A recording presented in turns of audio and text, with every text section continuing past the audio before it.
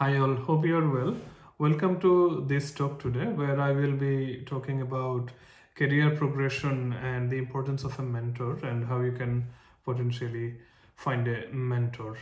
Uh, at some stage in our career, we all realize that it would be good to have a mentor who can guide us about certain areas and who can actually help us upskill and do better what we are doing or go to a new direction.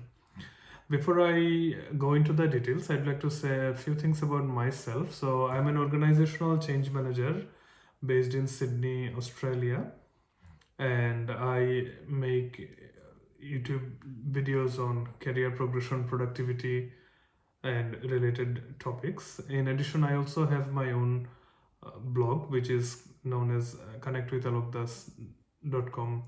You can find my writings there. I also publish regularly on those topics that I have just mentioned. So let us go into the details now. And I'd like to start with a personal story. Many years ago, I was a struggling international student in Sydney. I was studying full time, and to make both ends meet, I was working part time in whatever job that would come my way, be it working as a kitchen hand, or be it working as a shop assistant or as a laborer.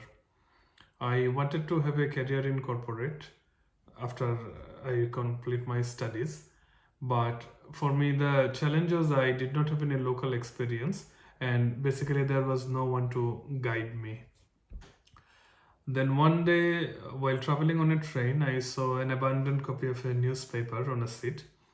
I decided to pick it up and I just found an interview of Ahmed Faur. Now, Ahmed Faur is a very famous person in the corporate world, in the business world of Australia. At that time, he was the chief executive officer of NAB or National Australia Bank.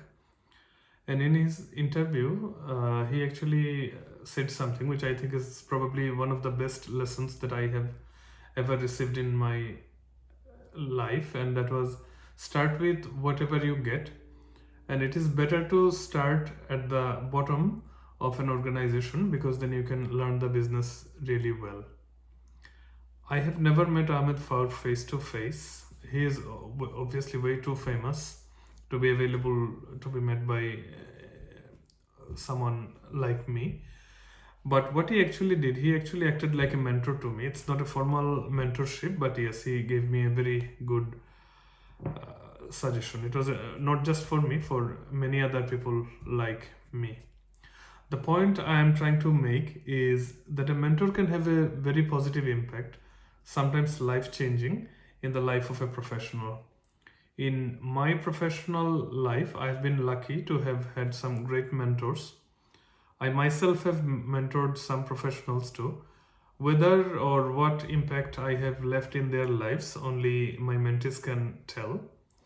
So, I will now tell you some ways we can find a mentor, or you don't have to take word for word as a piece of advice. I've just shared my journey, what I have done, and I'm sharing in case it helps you, in case it works for you. First thing that you need to have to find a mentor is a will within yourself. So you want a mentor because you want to progress in your career.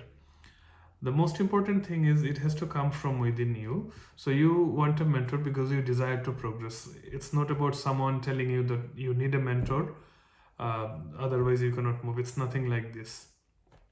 So to have a mentor, you need to define a few things. It's about working with your own self. You can start with some basic questions.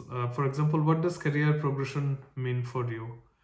Does it mean a promotion, or does it mean more money in the same role? For example, working in the same role, but instead of a permanent role, you work as a contractor. Or does it mean changing your job role? For example, you are not happy in your current role, and with your skill set, you can fit into another role. Or does it mean you know what you want to do, but not sure what skill set is required and how to gain that skill set? These are some questions that you need to work with yourself, and one idea is to have a notebook, write the questions there, and work with yourself to get the answers. I have been through these, and it's a learning journey. I must say, it's a very satisfying learning journey. And I feel that in this process, I have learned a lot about myself. And I had doubts which I had to work on, and even more, I've gained some life lessons too. Now, once you have decided that you want a mentor for a reason, how do you find that?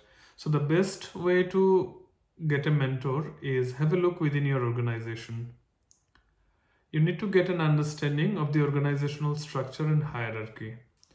Then get an understanding of who does what. At the same time, try to get an understanding of what is required from you in your current role. Here is a challenging task. How good do you think you are at doing your current job? Be honest with you. There is no need to be harsh with yourself. So don't be too lenient, don't be too harsh. If there is a lack in your skill set, there is no need to feel guilty. The most effective step to become very good at doing a job is realizing where weaknesses lie and how you can work on that to become the best. What might follow next is asking yourself, do you enjoy doing this job? If yes, note down the areas of improvement. If you enjoy your work, can your manager or people leader be a mentor to you? It is a great idea to have an honest conversation with your manager. But be smart in the way you talk to your manager. You don't want to show yourself as someone weak. Don't mention to them that you think you are not good at certain areas of your job. Rather, tell them that you really want to do well in your job, and that's why you need some mentoring. You want some guidance from them. That way, they will feel that you are taking ownership for your own development, and highly likely they will help you. However, if you do not enjoy your current job, and then you obviously want to have a different type of mentor, then I would say look within your organization if there is another area where you'd like to work. Then follow a few steps that I'm going to mention now. First one is listen and observe. So it is a great idea to listen to them. Like when I say them, I mean the area of your choice, the team of your choice. Listen to their conversations and observe what they do. And it does not mean spying on them. There is a proper way to do it. When there are organizational events, it is likely that their team will present their work and you can get an idea what they do. Also at lunchtime or on a coffee break, you can use your networking skills to talk to them, introduce yourself to them, and tell them what you do and ask them about their team, like what they do and who do they interact with, what sort of skill set they use. Now, one technique I have found very effective to know about a particular role is look for a job circular in the roles somewhere, for example on seek.com. That will give you a good idea of the skill set required. Once you have done this, you should start communicating with them. And communication is always a great tool in getting things done. If you want to be your mentor, have a conversation with them. And there are many ways you can have a conversation with them. The key points to remember are show respect. If you expect someone to be a mentor, remember they're doing you a favor, so respect and appreciate them. You can approach them, but do it respectfully. Another thing is be smart in how you approach them. For example, instead of saying, I want you to be mentor, can you consider something like, you are so great at what you do, and I wonder if I can request some guidance from you. So that way you are actually showing them respect and you are making them feel important. And you are appreciating them for what they do, and you can be sure that they will like that sort of wording if you approach them in that way. Never feel shy to communicate. So you should not stop from communicating with someone thinking that, oh my god, what I am going to do, what will they say, how will they react. People are usually in corporate environment, people are considerate they consider many factors, and they will definitely respond to you. They may not necessarily say yes, but what is the worst thing that can come out of a communication? The worst thing is they can say no. That's not the end of it. So if someone has said no, that is also a learning point. There must be a reason why they have said no. Maybe they are busy, or there may be another reason. or maybe you need to work on how you approach someone. So obviously you can work on it and you can approach someone else. That does not mean you should stop looking for a mentor. If someone has agreed to be a mentor, it's very important, and this step is very important. It's actually have a plan. So yes, they have agreed to be the mentor, but you also have your responsibility. Do not expect your mentor to come up with a plan. So you definitely own this piece of work. You need to ask yourself some questions. For example, how will this mentoring work? Will your mentor meet you once or twice a week and start exploring the skill set you want to achieve? Or will it require you to shadow her or him a few days a week? Or will you be working on a secondment in your mentor's team? These are important questions to explore. Another thing to ask is, or actually it's a set of questions, is the mentoring arrangement likely going to impact your current work? If so, you need to have a discussion with your manager as to how to manage that. This is very important in some cases. For example, where your mentor wants you to work on a secondment in their team.